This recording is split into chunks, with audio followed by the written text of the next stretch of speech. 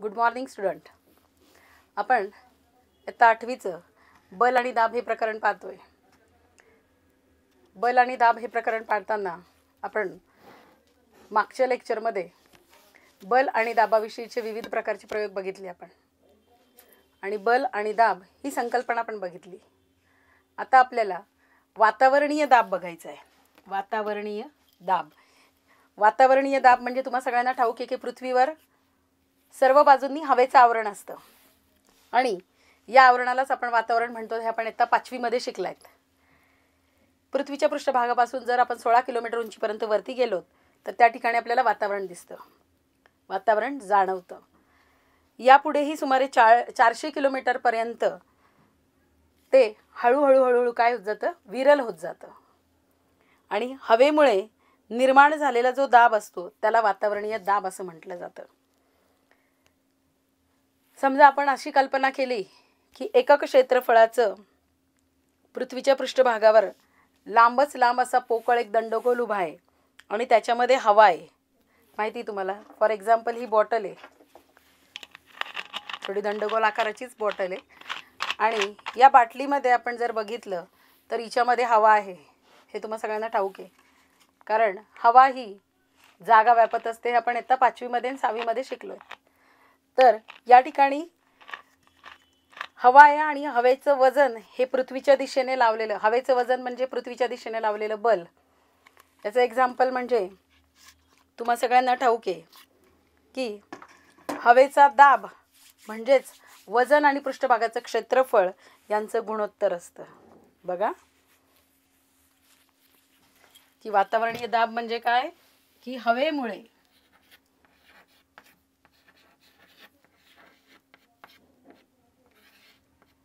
निर्माण झालेल्या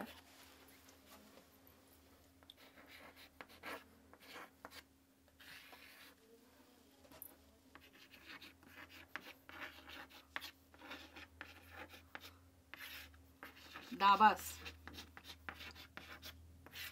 वातावरणीय दाब म्हणतात.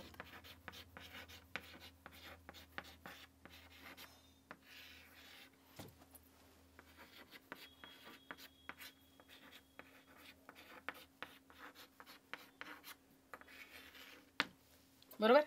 आणि पृथ्वीपासून जसं आपण 16 किलोमीटर वरपर्यंत जातो तर त्या ठिकाणी आपल्याला वातावरणीय दाब आढळतो, आणि पृथ्वीपासून 16 किलोमीटरपासून 400 किलोमीटरपर्यंत वर जर गेलं तर हा वातावरणीय दाब हळूहळू विरल होत जातं. याचं बेस्ट एक्झाम्पल म्हणजे तुम्हाला सगळ्यांना माहिती, जसं आपण समुद्रसपाटीपासून वर गेलो तर त्या ठिकाणी आपल्याला अन्न शिजवण्यासाठी प्रेशर कुकरची आवश्यकता असते. जर आपण प्रेशर कुकर नेला नाही तर त्या ठिकाणी अन्न शिजवण्यासाठी खूप जास्तीत जास्त कालावधी लागतो. तुम्हाला सगळ्यांना ठाऊक आहे की प्रेशर कुकरमध्ये जी वातावरण असतं, तो वातावरणीय दाब जो असतो त्याच्यावर दाब देऊन अन्न शिजवलं जातं. आलं लक्षात. आणि वातावरणाचा दाब वर गेल्यापासून समुद्रसपाटीपासून वर जसजसं जातो तसं वातावरण दाब हा विरल होत जातो, आणि म्हणून उंचावर जर गेलो आपण तर त्या ठिकाणी प्रेशर कुकरमध्ये अन्न शिजवलं जातं. समुद्रसपाटीपाशी जो दाब असतो, समुद्रसपाटीला असणाऱ्या हवेचा दाब जो असतो त्याला 1 ॲटमॉस्फिअर दाब असं म्हटलं जातं. आणि जसजसं वरती जाऊ तसतसा हवेचा दाब काय होत जातो, कमी होत जातो. मग 1 ॲटमॉस्फिअर म्हणजे काय असतं, तर 1 ॲटमॉस्फिअर दाब म्हणजे 101 गुणिले 10⁻³ 1 ॲटमॉस्फिअर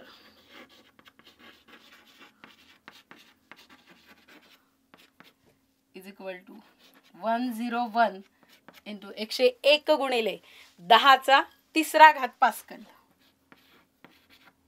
पास्कल आपण बघितलं की दाबाचं एकक पास्कल वापरलं जातं, आणि म्हणून 1 ॲटमॉस्फिअर दाब म्हणजे 101 गुणिले 10⁻³ पास्कल, म्हणजेच त्याला 1 बार किंवा 10⁻³ मिलीबार. 1 बार बरोबर 10⁻³ मिलीबार, आणि 1 मिलीबार जवळजवळ 10चा वर्ग पास्कल म्हणजेच हेक्टोपास्कल असं म्हटलं जातं. 1 मिलीबार बरोबर 1 millibar is nearly equal to, हे नियरली इक्वल टूचं चिन्ह आहे, बरोबर 10⁻²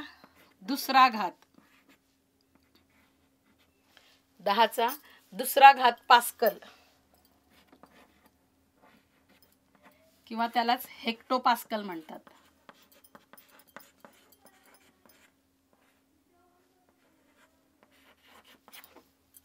आलं का लक्षात? अशा पद्धतीने म्हणजे वातावरणीय दाब जो असतो तो वातावरणीय दाब मिलीबार किंवा हेक्टोपास्कल म्हणजे HPA. हेक्टोपास्कल म्हणजे काय? HPA या एककामध्ये सांगितला जातो. वातावरणीय दाब जो असतो तो हवेतल्या सर्व बाजूंना किंवा सर्व बिंदूंवर सर्व बाजूंनी पसरलेला असतो. एखाद्या बंदिस्त पात्रामध्ये हवेचे रेणू जे असतात, हे बंदिस्त आहे, बाटली आहे, या ठिकाणी हवेचे जे रेणू आहेत हे हवेचे रेणू काय असतात? यादृच्छिक पद्धतीने प्रत्येक याच्यावर आदळत असतात.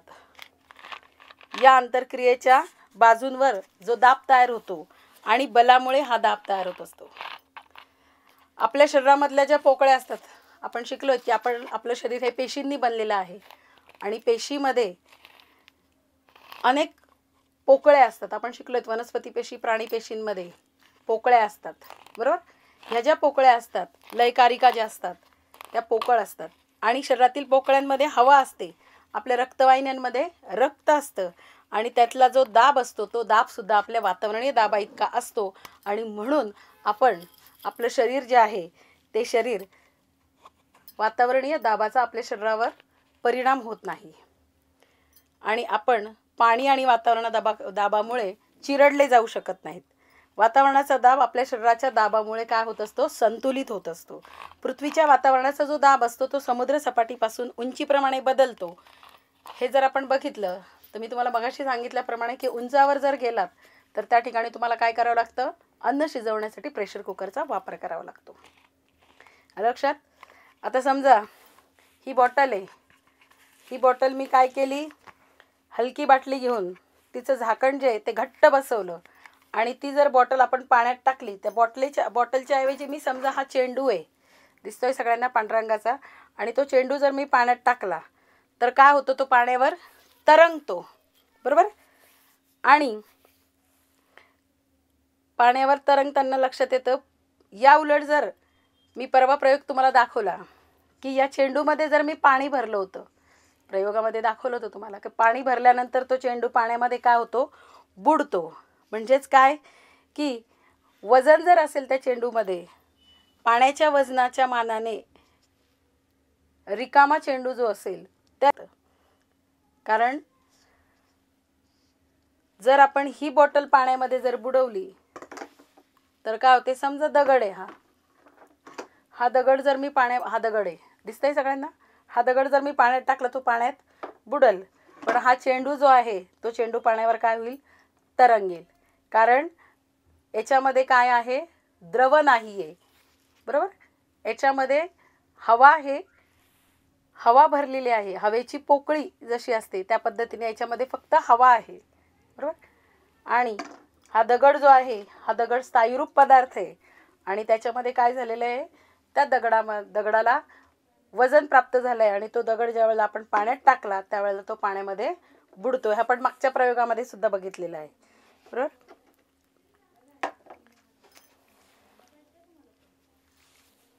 आता एक प्रयोग करणार आहोत आपण. या ठिकाणी आपल्याला प्लावक बल्ब बघायचं आहे.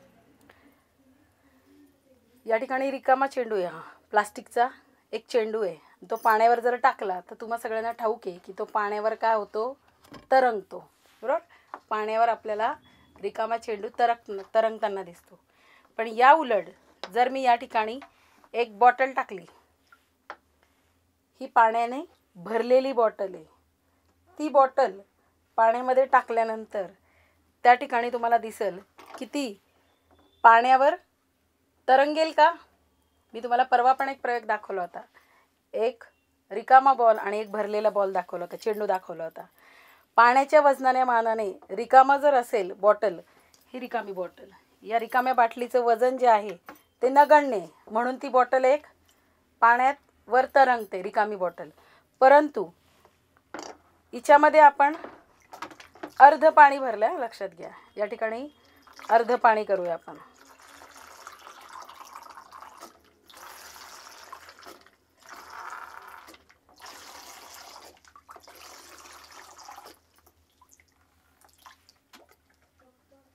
या ठिकाणी आता ही जी बॉटल आहे ही अर्ध भरलेली आहे, अर्ध पाण्याने भरलेली आहे, तुम्हाला दिसत असेल बघा, अर्धी भरलेली आहे. आणि मग अर्ध पाणी भरलेली बाटलीवर या ठिकाणी मी जर पाण्यात टाकली तर ती पाण्यात पूर्णपणे बुडत नाही आहे. ती काय होते, पाण्याच्या प्रवाहावर म्हणजे या पाण्यावर तरंगती आहे. ही जी बॉटल आहे ती पाण्यामध्ये पूर्णपणे बुडलेली नाही, तर ती पाण्यावर काय होत असते, तरंगते. म्हणजेच काय की या बाटलीवर खालच्या दिशेने प्रयुक्त झालेलं गुरुत्वीय बल आणि तिच्या वरच्या दिशेने प्रयुक्त अशा बलाने ती बाटली काय झालेली, दोन्ही बल संतुलित झाले आणि त्यामुळे बाटलीच्या सभोवतालचं जे पाणी आहे त्या पाण्याच्या बलामुळे त्या बाटलीवर काय होत असतं, वरचं गुरुत्वीय बल खालचं गुरुत्वीय बल आणि वरच्या दिशेने असलेलं प्रयुक्त बल, अशा बलामुळे ती बाटली पूर्णपणे पाण्यामध्ये बुडत नाही. आणि म्हणून पाण्यात किंवा अन्नद्रवामध्ये किंवा वायूमध्ये असलेलं वस्तूवर वरच्या दिशेने जे प्रयुक्त बल असतं त्या बलाला म्हटलं जातं प्लावक बल. लक्षात घ्या, पाण्यामध्ये वायूमध्ये असलेल्या वस्तूवर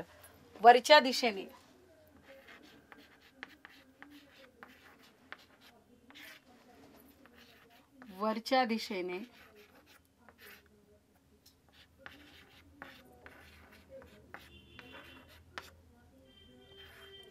प्रयुक्त बलाला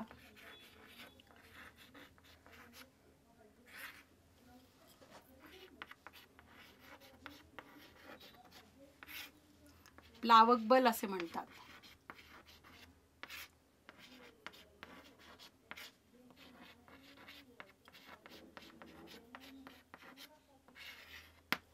लक्षात आलं तुमच्या या ठिकाणी की वरच्या दिशेने, फॉर एक्झाम्पल अजून एक उदाहरण सांगते मी या ठिकाणी तुम्हाला. हे डस्टर आहे, दिसतंय सगळ्यांना, हे डस्टर या टेबलावर ठेवलंय मी, बरोबर. या टेबलावर ज्या वेळेला ठेवलं तर टेबलावर ठेवल्यानंतर या डस्टरवर असलेलं हवेचा दाब, बरोबर, म्हणजेच वरच्या दिशेने असलेलं हे बल आणि खालचं गुरुत्वीय बल हे दोन्ही बल ज्या वेळेला संतुलित होतात, याच बलामुळे हे डस्टर या ठिकाणी काय होतंय, स्थिर राहते किंवा या ठिकाणी ते संतुलित बलामुळे ते या वस्तूवर ठेवलं जाते. हा टेबल तो सुद्धा तसंच, टेबलावर असलेला वरचे प्रयुक्त बल आणि खालचं गुरुत्वीय बल हे दोन्ही बल संयुक्त झाल्यामुळे हा टेबल या ठिकाणी स्थिर राहू शकला आहे. लक्षात येत आहे तुमच्या. आता तुम्ही ज्या वेळेला बघा, गावाकडे सगळ्यांना माहिती असेल, विहिरीतून आपण पाणी शेणतो, माहिती सगळ्यांना. विहिरीतून ज्या वेळेला आपण पाणी काढत असतो त्यावेळेला तिला एक काय बांधलेला असतो, दोऱ्याला बांधलेली बादली जी असते दोराला, ती पूर्णपणे बुडली तर त्यावेळेला तुम्हाला काय वाटते, ती हलकी वाटते. आणि जर ती अर्धी बुडलेली असेल तर आपल्याला ती काय वाटते, जड वाटू लागते.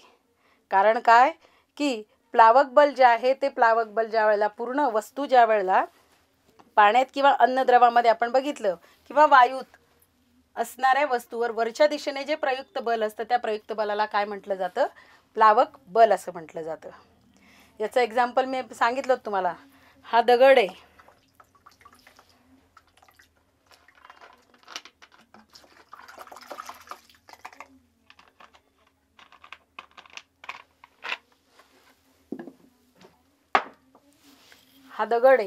हा दगड पाण्यामध्ये बुडतो, बरोबर. लोखंडाचा पत्रा घेतला तर लोखंडाचा पत्रा सुद्धा काय होतो, पाण्यामध्ये बुडतो. परंतु आपण परवा बघितलं होतं की हा दगड मी एका डिशमध्ये ठेवला आणि त्या डिशमध्ये ठेवल्यानंतर काय झालं, तो दगड पाण्यामध्ये बुडत नाही. म्हणजेच काय की लोखंडी खिळा पाण्यात बुडतो परंतु स्टीलचे जहाज पाण्यावर का तरंगतं, तर द्रवात बुडवलेल्या वस्तूवर कोणतं बल प्रयुक्त असतं, प्लावक बल हे प्रयुक्त असल्यामुळे त्या वस्तूचं वजन काय होतं, कमी झाल्याचं जाणवतं. हे लक्षात घ्या की द्रवात बुडवलेल्या वस्तूवर प्लावक बल हे कार्यरत असल्यामुळे वस्तूचं वजन हे आपल्याला काय होतं, कमी झाल्याचं आढळतं. याचंच बेस्ट एक्झाम्पल तुम्हाला सगळ्यांना माहिती बघा. तुम्हाला माहिती की गोड्या पाण्याच्या तलावात गोड्या पाण्याचा पोहण्याचा तलाव असेल आणि समुद्रामध्ये जर पोहायचं असेल तर समुद्राचं पाण्यामध्ये पोहणं सोपं जातं गोड्या पाण्याच्या तलावापेक्षा. याचं मुख्य कारण काय की समुद्राच्या पाण्याची घनता जी असते ती साध्या पाण्याच्या घनतेपेक्षा कशी असते? जास्त असते, कारण त्यात विरघळलेले क्षार असतात, लक्षात घ्या, बरोबर. आणि म्हणून पाण्याची घनता मिठामुळे वाढते आणि तिथं प्लावक बल गुरुत्वीय बलापेक्षा कसं होतं? जास्त होतं. आणि म्हणून त्या ठिकाणी काय होतं की समुद्राच्या पाण्यामध्ये आपल्याला पोहणं सोपं जातं. लक्षात ठेवा की प्लावक बल जे आहे ते प्लावक बल ज्या वेळेला गुरुत्वीय बलापेक्षा जास्त असेल त्यावेळेला वस्तू तरंगते. लक्षात ठेवा, प्लावक बल हे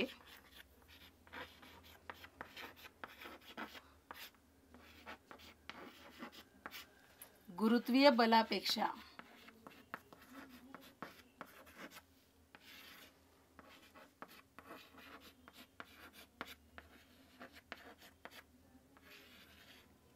जास्त असल्यास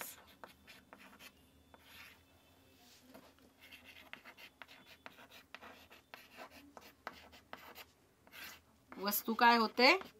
तरंगते.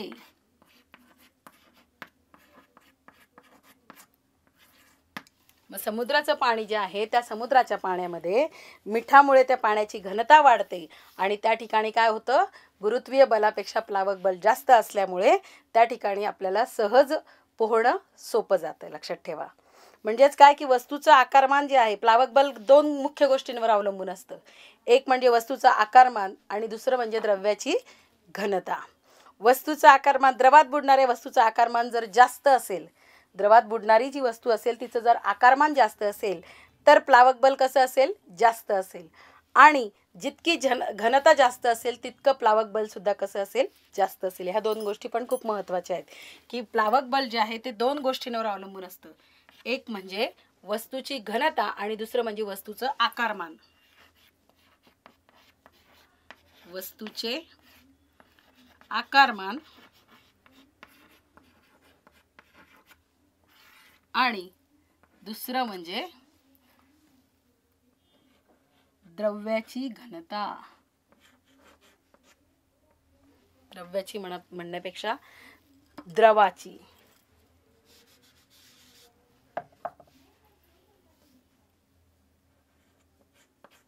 द्रवाची घनता या दोन गोष्टींवर प्लावक बल हे अवलंबून असतं. जर वस्तूचं आकारमान, द्रवात बुडणाऱ्या वस्तूचं आकारमान जर जास्त असेल, म्हणून लोखंड जे आहे ते लोखंड जर पाण्यात टाकलं तर ते पाण्यात बुडतं, परंतु लोखंडी जहाज जे आहे त्या जहाजाचं आकारमान वाढतं आणि परिणामी त्याचं प्लावक बल वाढतं आणि प्लावक बल हे गुरुत्वीय बलापेक्षा जास्त असल्यामुळे ते जहाज पाण्यावर तरंगतं. आणि द्रवाची घनता म्हणजे समुद्राच्या पाण्यामध्ये मोठमोठे जहाज जे ते नदीच्या पाण्यामध्ये आपण हे करू शकत नाही किंवा गोड्या पाण्याच्या तलावामध्ये सुद्धा नसतात. त्या ठिकाणी काय होतं की द्रवाची घनता जेवढी जास्त असेल तेवढंच प्लावक बल सुद्धा कसं असतं? जास्त असतं. आणि प्लावक बल जेवढं जास्त असेल तेवढंच काय होऊ शकेल? ती वस्तू तरंगते. लक्षात आलं तुमच्या? आता आपल्याला एखादी वस्तू जर ती द्रवात टाकली तर द्रवात बुडेल किंवा तरंगेल हे आपण ठरवत असतो की प्लावक बल वस्तूच्या वजनापेक्षा जास्त असेल तर ती वस्तू काय होते? तरंगते. प्लावक बल हे वस्तूच्या वजनापेक्षा कमी असेल तर ती वस्तू बुडते. प्लावक बल वस्तूच्या वजना एवढा असेल तर वस्तू द्रवामध्ये तरंगत राहते, ती पूर्णपणे बुडतही नाही. लक्षात ठेवा, या तीन गोष्टी खूप महत्त्वाच्या. आता आपल्याला महान शास्त्रज्ञ, तुम्हा सगळ्यांना माहिती आहे, दररोज सगळेजण आंघोळ करतात ना. मग आंघोळ करत असताना तुम्हा सगळ्यांना माहिती आहे की असाच एक शास्त्रज्ञ होता. तो ज्या वेळेला आंघोळ करत होता तर त्याला एक आंघोळ करताना शोध लागला होता. कसा? तर आर्किमिडीज नावाचा शास्त्रज्ञ होता आणि तो आंघोळ करताना बाथ टबमध्ये त्याने उडी घेतली. त्या बाथ टबमध्ये उडी घेतल्यानंतर त्याला असं जाणवलं की काही प्रमाणात पाणी बाहेर पडलं. मग त्याच्यावरून त्याने एक तत्व शोधून काढलं. ते कसं आपण प्रयोगाद्वारे बघूया.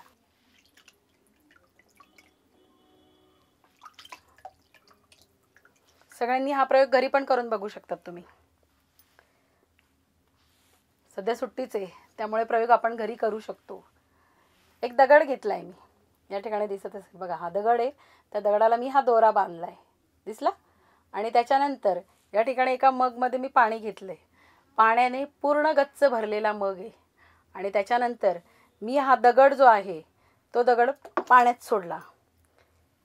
पाण्यात टाकल्याबरोबर काय झालं, त्या मग्गामधून, मग जो आहे त्या मगमधून पाणी खाली सांडलं. बरोबर. मग हा दगड मी अंशतः बुडवला तर कमी प्रमाणात पाणी सांडलं, पूर्णतः बुडवला तर अजून जास्त प्रमाणात पाणी सांडलं. आणि दगड जो आहे, ज्या वेळेला मी अंशतः बुडवला त्यावेळेला दगडाचं वजन जे आहे ते दगडाचं वजन मला कसं लागतंय, जड लागतंय. जर मी पूर्णतः म्हणजे खाली जर पूर्णतः बुडवलं तर दगडाचं वजन मला हलकं लागतंय, हे लक्षात घ्या. मग याच्यावरूनच पाण्यात दगड बुडाल्याने वरील दिशेने प्लावक बल जे असतं ते प्लावक बल प्रयुक्त होतं आणि दगडाचं वजन जे असेल ते खालच्या दिशेने प्रयुक्त होतं आणि त्यामुळे खालील दिशेने प्रयुक्त असलेलं बल जे आहे ते बल कमी होतं. आणि म्हणून मग एखादी वस्तू द्रवामध्ये अंशतः किंवा पूर्णतः बुडवल्यास त्यावरील वरील दिशेने बल प्रयुक्त होतं. यालाच आर्किमिडीजचं तत्व असं म्हटलं जातं.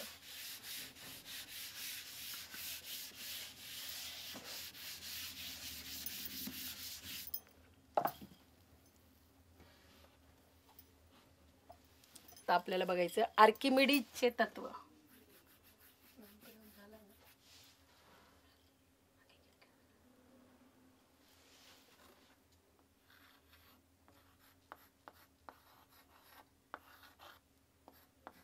आर्किमिडीजचे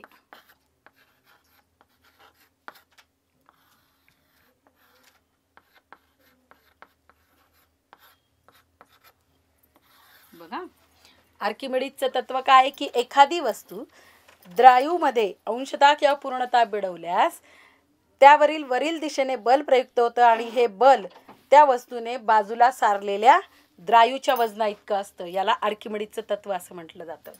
बघा, एखादी वस्तू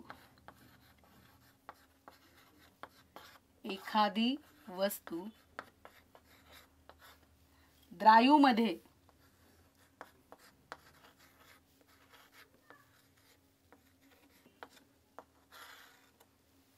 अंशतः किंवा पूर्णतः, लक्षात घ्या, अंशतः किंवा पूर्णतः. मी तुम्हाला दाखवलं दगड जो आहे तो अंशतः बुडवून दाखवला किंवा पूर्णतः. अंशतः किंवा पूर्णतः बुडवल्यास त्यावरील वरील दिशेने बल प्रयुक्त होतं. पूर्णतः बुडवल्यास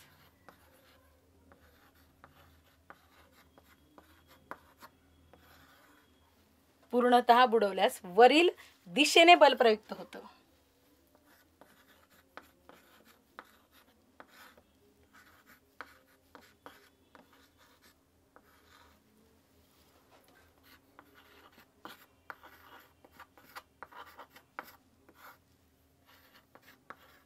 बल वरील दिशेने बल प्रयुक्त होते.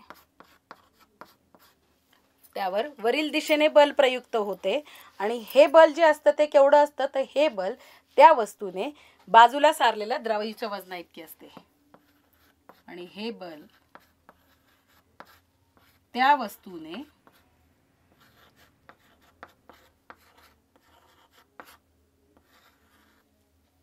बाजूला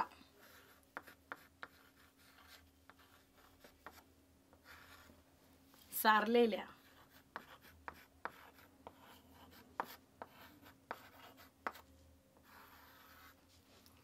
द्रायू इतके असते.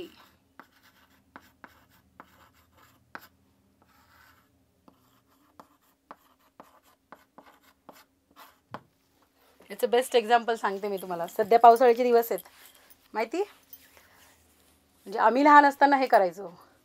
शाळेतून ज्या वेळेला घरी जायचो नेमका त्यावेळेला पाऊस येऊन गेलेला असायचा आणि ज्या वेळेला डबके साचलेले असायचे तर घरी जायचं असतं म्हटल्यावर सगळेजण जाताना त्या डबक्यामध्ये समजा शेजारून कोणी जात असेल, मैत्रिणीच असायच्या, तर त्या डबक्यामध्ये खूप जोरात उडी मारायचो. त्याच्यामुळे काय व्हायचं की त्या डबक्यातलं पाणी आपोआप बाहेर यायचं आणि इतर मैत्रिणींच्या अंगावर पडायचं. असं घरी जाताना गंमत करत होतो. तुम्ही सुद्धा अशी गंमत करत असाल बरोबर. किंवा तुम्ही रस्त्याने जात आहेत आणि गाडीचं चाक जर फोर व्हीलरचं चाक किंवा टू व्हीलरचं चाक जर त्या याच्यामध्ये पडलं, खड्ड्याच्या पाण्यामध्ये जर पडलं तर त्यावेळेला सुद्धा काय होतं की पाणी बाजूला सारलं जातं. ते म्हणजेच आर्किमिडीजचं तत्व आहे. लक्षात ठेवा की एखादी वस्तू जर द्रायूमध्ये अंशतः किंवा पूर्णतः बुडवली तर त्यावर वरील दिशेने जे बल प्रयुक्त होतं हे बल त्या वस्तूने बाजूला सारलेल्या द्रायू इतकं असतं आणि यालाच आर्किमिडीजचं तत्व असं म्हटलं जातं. आर्किमिडीज हे जे ग्रीक शास्त्रज्ञ होते ते अतिशय प्रखर बुद्धीचे गणिती तज्ज्ञ होते आणि पायचं मूल्य जे आहे माहिती तुम्हाला सगळ्यांना, पाय ही जी संकल्पना पायचं मूल्य त्यांनी आकडेमोड करून काढलंय. भौतिकशास्त्रामधल्या तर्फा, कप्पी, चाकं या संबंधीचं जे ज्ञान आहे ते ग्रीक सैन्याला रोमन सैन्याशी ज्या वेळेला लढत होते ते त्या लढाईत असताना त्यांना उपयोगी पडलं. भूमिती यांत्रिकीमधील त्यांचं काम त्यांना अतिशय प्रसिद्धी देऊन गेलं आणि बाथटबमध्ये मी तुम्हाला सांगितलं की स्नानासाठी उतरल्यावर बाहेर सांडणारं पाणी पाहून त्यांनी वरील आर्किमिडीजच्या तत्वाचा शोध लावला आणि त्याला त्यांनी युरेका युरेका म्हणजे मला सापडलं असं ओरडत त्याच अवस्थेत ते रस्त्यावर धावले होते. आर्किमिडीजच्या तत्वाची जी उपयुक्तता आहे ही मोठी जहाजं जी असतात ती पाणबुड्या यांच्या रचनेमध्ये वापरलं जातं, हे तत्व वापरलं जातं. किंवा दुग्धता मापी जी असते, दुग्धता मापी म्हणजे ज्याच्यामध्ये ज्याला लॅक्टोमीटर असं म्हटलं जातं, दूध जे आहे त्या दुधाची घनता मोजण्यासाठी वापरलं जातं. दुधामध्ये असलेले फॅट्स जे असतात ते फॅट्स शोधून काढण्यासाठी या दुग्धता मापी वापरली जाते. किंवा आर्द्रता मापी जी आहे ती आर्द्रता मापीसुद्धा या आर्किमिडीजच्या तत्वावर उपयोगात आणली जाते. आर्द्रता मापीमध्ये हवेमध्ये आर्द्रतेचं प्रमाण किती आहे बघा, रोज तुम्हाला सांगितलं जातं की आज या हवेचं तापमान एवढं आहे, बरोबर, हवेमध्ये बाष्पाचं प्रमाण एवढं आहे. म्हणजेच ती आर्द्रता मापीच्या द्वारे आपण हवेमधली आर्द्रता मोजू शकत असतो. ही दोन्ही जी उपकरणं आहेत ही दोन्ही उपकरणं या आर्किमिडीजच्या तत्वावर आधारलेली आहेत. आता घनता म्हणजे काय हे मागच्या वर्षी तुम्ही शिकलायत की घनता म्हणजे वस्तुमान छेद आकारमान, बरोबर.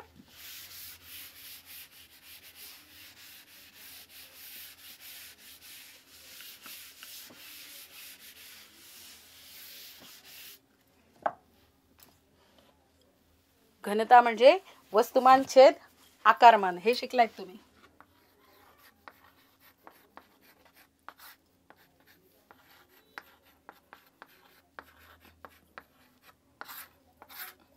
वस्तुमान छेद आकारमान.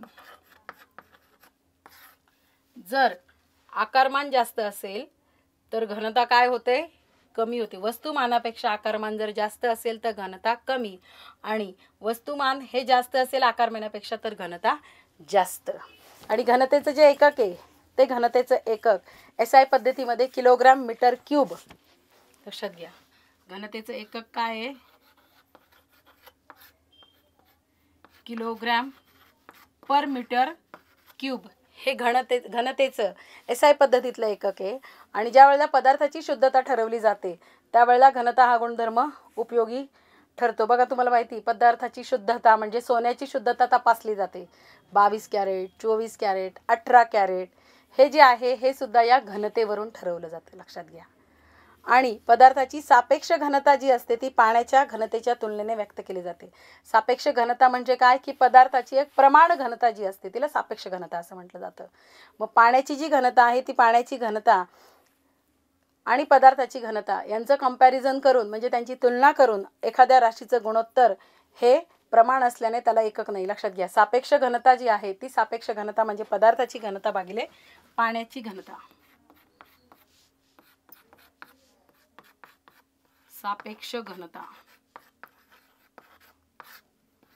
जर एखाद्या पदार्थाची आपल्याला सापेक्ष घनता मोजायची असेल तर त्या पदार्थाची घनता घेतात आधी आणि ती पाण्याच्या घनतेबरोबर त्याची तुलना केली जाते.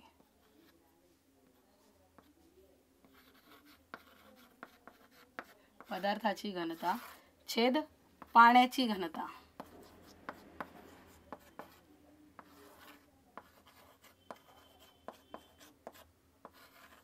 पाण्याची घनता ही प्रमाण मानली जाते, ती 1 किलोग्राम पर मीटर क्यूब असते आणि पदार्थाची सापेक्ष घनता जी आहे त्या पदार्थाची सापेक्ष घनता जर काढायची असेल तर या सूत्राने आपण ती काढू शकतो. आणि हे समान राशीचं गुणोत्तर प्रमाण असल्याने या ठिकाणी दोन्ही राशी समान आहेत. पदार्थाची घनता, पाण्याची घनता दोन्ही समान असल्यामुळे या ठिकाणी याला कोणतंही एकक नाही. आणि सापेक्ष घनतेलाच पदार्थाचं विशिष्ट गुरुत्व असं म्हटलं जातं. ही सापेक्ष घनता जी आहे त्यालाच विशिष्ट गुरुत्व असं सुद्धा म्हटलं जातं.